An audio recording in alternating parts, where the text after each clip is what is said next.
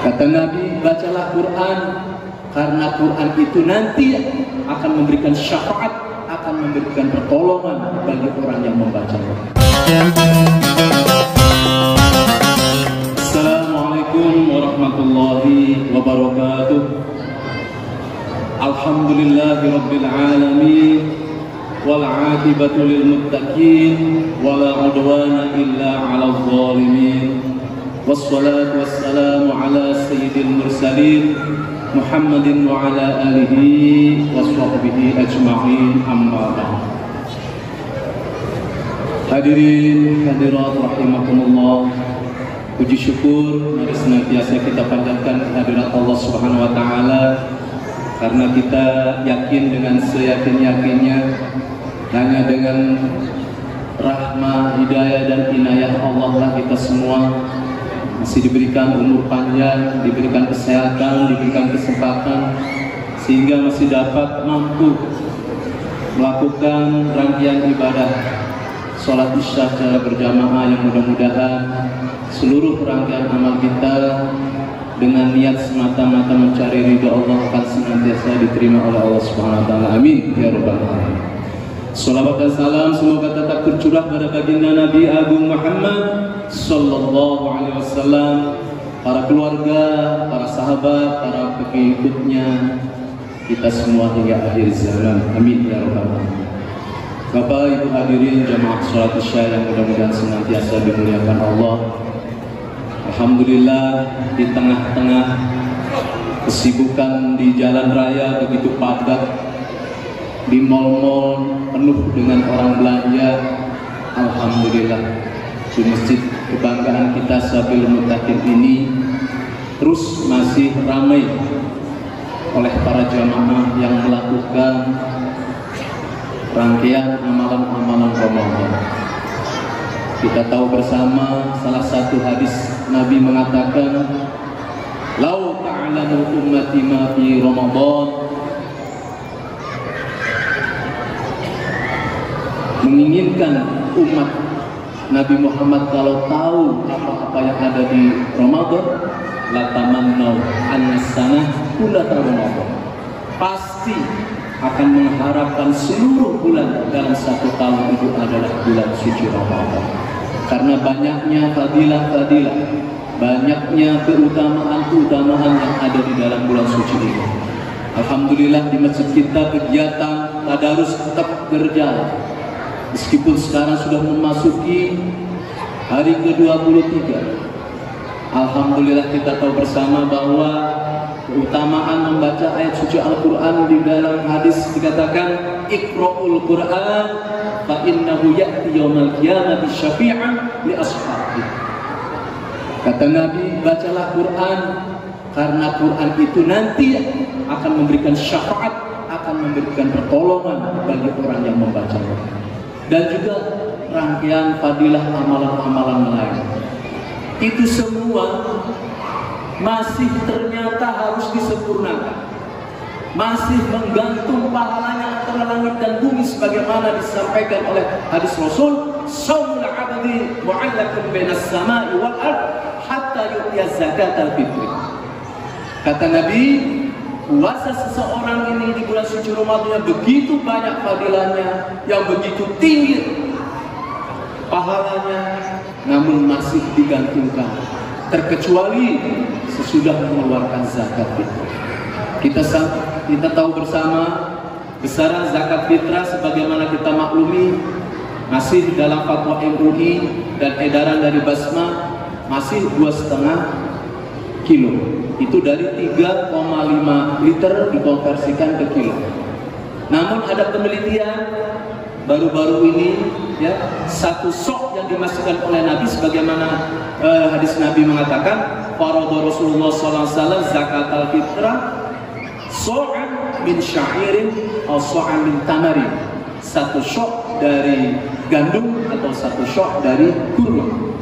Ternyata setelah dikonversikan, sok ini ada yang sampai mencapai 2,8 kilo. Jadi menurut pendapat saya, untuk kehati-hatian kita mengeluarkan zakat fitrah disempurnakan saja, tidak apa-apa menjadi 3 kilo. Ya, kalau misalnya diuangkan, ini ada ikhtilaf para ulama, ya, itu ulama Syafi'i ya, dan juga Maliki, Besta Hambali tidak boleh itu diuangkan, tapi Imam Abu Hanifah boleh.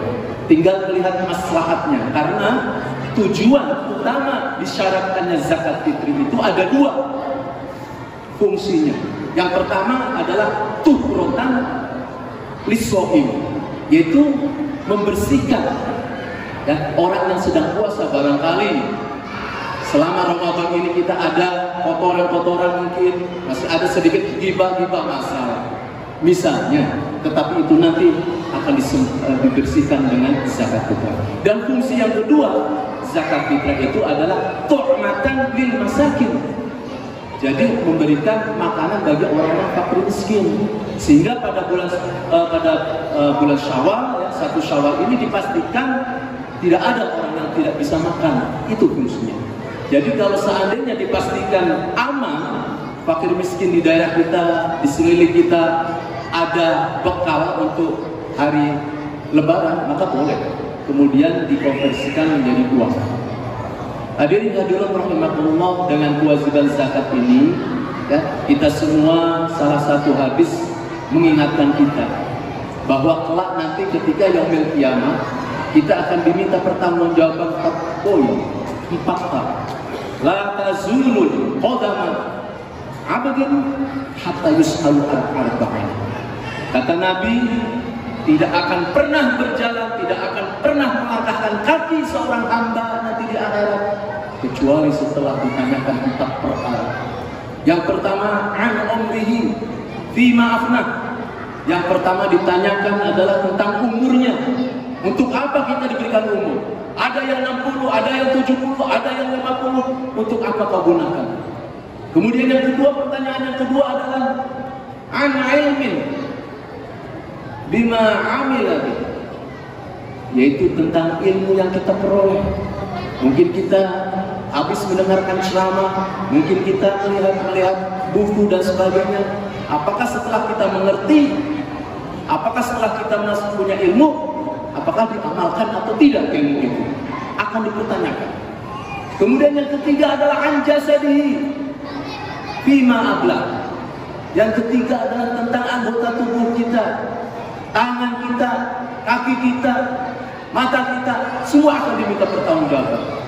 Salah satu ayat disebutkan, ma yalfidu min qawlin illa ladaihi raqibun wa atid. Tidak ada satu kata pun keluar dari mulut kita kecuali tidak lepas dari raqib dan atid, malaikat yang tukang mencatat. Dan yang keempat ini, pertanyaannya adalah 2 mata pedang. An malihi, dari hartanya. Min aina iktasabahu wa fima anfaqahu. Kalau pertanyaan umur cuma 1, untuk apa kau gunakan? Kalau pertanyaan ilmu cuma 1, untuk apa ilmu itu diamalkan atau tidak? Yang ketiga, dari pertanyaan jasad kita, anggota tubuh kita, untuk apa kita gunakan? Yang keempat ini yang berbahaya pertanyaannya. Dari harta. Harta itu dari mana kau dapatkan? Dengan cara apa kau dapatkan?